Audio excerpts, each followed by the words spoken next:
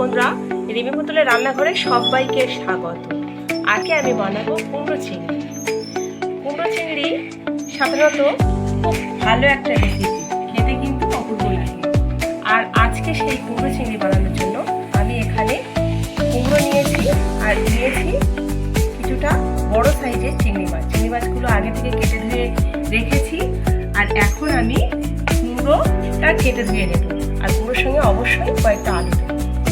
চিংড়ি বানানোর জন্য উনুন জ্বালিয়ে কড়াই বসিয়ে দিয়েছি। কড়াইতে বেশ কিছুটা সর্ষের তেল দিয়ে দিলাম। তেলটা একটু গরম হতে সময় মতো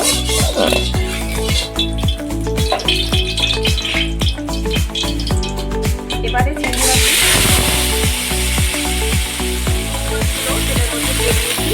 দিয়ে দিচ্ছি হলুদ আর দিয়ে দিচ্ছি নুন।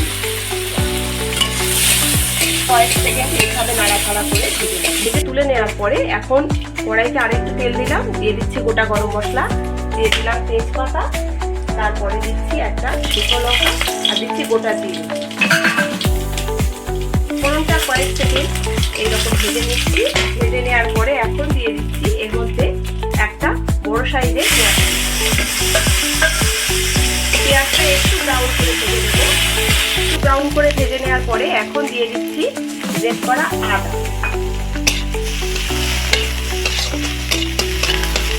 আদাটা পেঁয়াজের সঙ্গে একটু ভালো করে নেড়ে চেড়ে দিয়ে দিচ্ছি একটা বড় সাইজের আলু কেটে ধুয়ে রেখেছিলাম ডুবো ডুবো করে। আলুটা কিছুক্ষণ ভেজে নেওয়ার পরে এখন দিয়ে দিচ্ছি আগে থেকে ভেজে ধুয়ে রাখা কুমড়ো। কুমড়োটা আলুর সঙ্গে একটু নাড়াচাড়া করে নেব।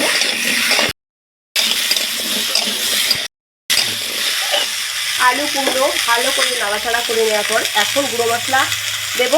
জিরের গুঁড়ো, নুন, হলুদ, লঙ্কার গুঁড়ো, একটা চেরা কাঁচা লঙ্কা। এই মশলাগুলো দিয়ে ভালো করে কুমড়ো আলু কষিয়ে নেব। কষিয়ে নেওয়ার পরে এখন এর মধ্যে দিয়ে দিচ্ছি গরম জল। আমি এখানে 1.5 বাটি মতো গরম জল দিয়ে দিলাম।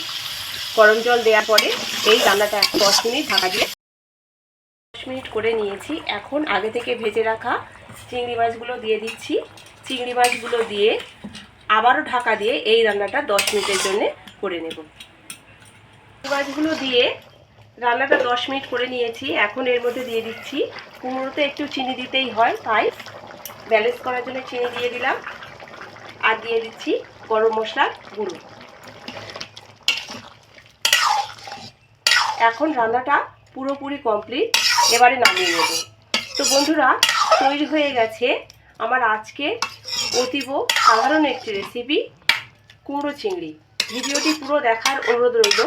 আর যদি ভালো লেগে থাকে লাইক, শেয়ার, কমেন্ট করে জানাবেন। চ্যানেলটিকে সাবস্ক্রাইব করে আমার পাশে থাকবেন। আজকের মতো এখানেই শেষ করছি। ভালো থাকবেন। ধন্যবাদ।